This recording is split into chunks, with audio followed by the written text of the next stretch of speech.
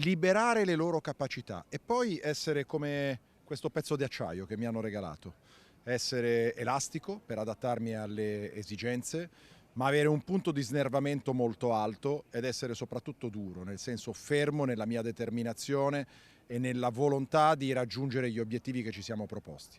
Però l'energia vera viene da loro, basta solo scatenarli, basta togliere loro i vincoli.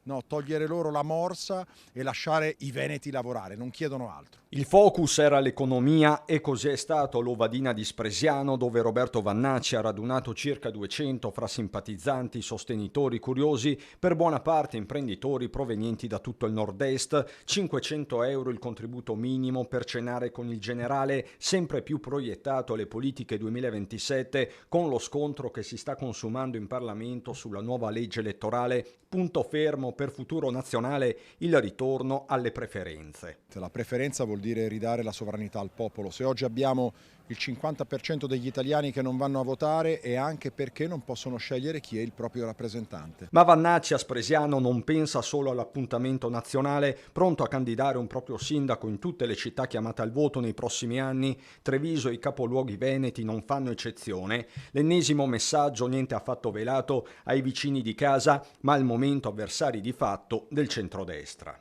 Non è Futuro Nazionale a rinunciare al dialogo, ma sono altre entità che oggi continuano a dire che non siamo compatibili, che siamo noi a essere usciti, che non c'è la possibilità di discutere con noi. Per noi le porte rimangono sempre aperte. Vannacci quindi attende una mossa, meglio se a farla sarà la stessa Premier Meloni, lo spera anche il sindaco di Spresiano Marco Della Pietra, che ha detto addio a Fratelli d'Italia solo qualche settimana fa e che all'Ovadina ha fatto gli onori di casa. Io mi auguro che si trovi anche la quadra e che ci sia una destra unita al governo. Della Pietra, ad ogni buon conto, sembra sempre più vicino al generale, pur non sciogliendo le riserve. Gli ideali sicuramente sono molto più vicini a quello che è il mio perimetro e anche a quella che è la mia storia.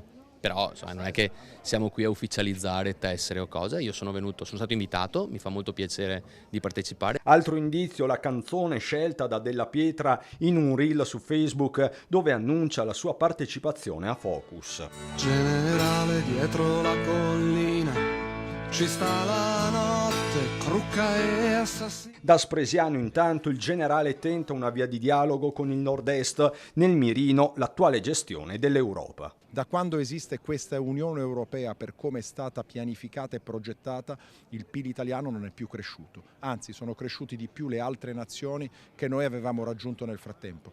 Dobbiamo cambiare questo concetto.